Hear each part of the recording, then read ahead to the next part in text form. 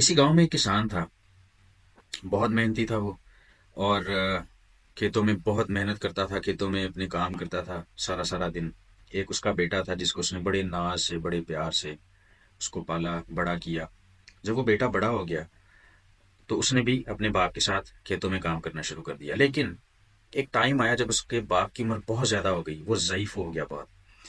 और फिर उसके अंदर इतनी तवानाई नहीं थी होती कि वो मेहनत कर सके, खेत में जाके काम कर सके।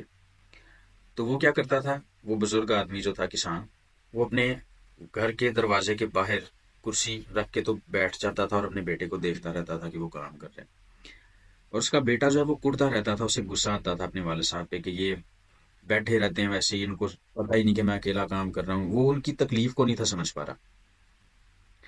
वो बुजुर्ग हो गए थे, इस बात को नहीं था समझ पा रहा। होता क्या कि तंग आके ना एक दिन बेटा जो है उनका, वो ताबूत मंगवाता है जिसमें लाश को दफनाते हैं। और वो अपने बाप के सामने फेंकता है और उसका ढक्कन खोलता है और अपने बाप से कहता है कि इसके अंदर लेट जाओ। और उसका बाप उसे कहता है मुझे पता था कि तू एक दिन मेरे साथ ऐसा करेगा।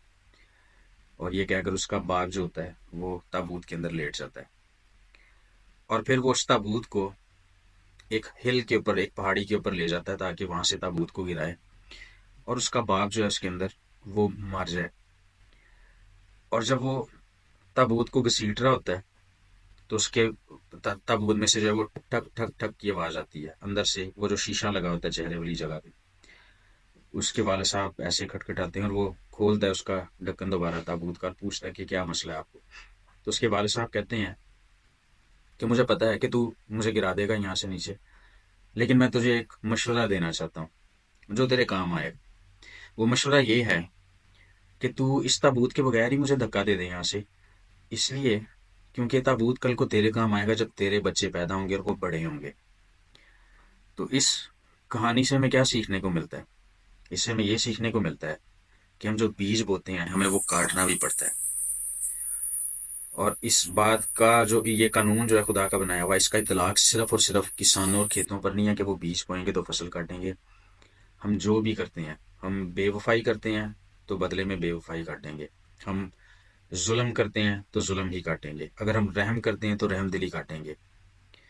इंजील के अंदर भी लिखा है कि जो तलवार से कत्ल करता है तलवार से कत्ल होता है।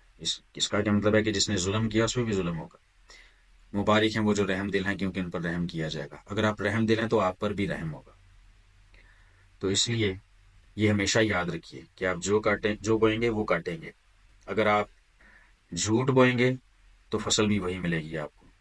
अगर आप दगा करेंगे, अगर आप बेवफाई का बीज बोएंगे, अगर आप नफरत का बीज बोएंगे तो फसल भी आपको वही मिलेगी। हम फसल जब काटने का वक्त आता है तो तब हम चीखें मारते हैं कि ये हमारे साथ क्यों हुआ, लेकिन हम ये नहीं सोचते कि असल में जो कुछ हुआ उसका बीज हमने खुद ही बोया।